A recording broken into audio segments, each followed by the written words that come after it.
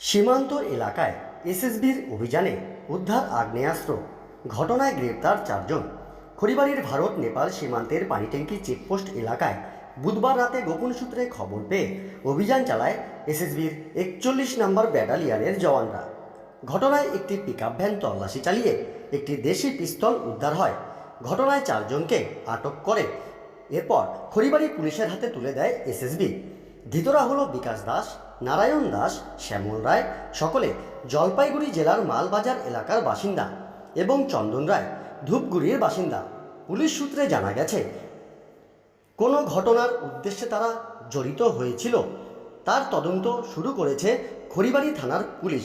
ধৃতদের আজ শিলিগুড়ি মহকুমা আদালতে পাঠানো হয়েছে।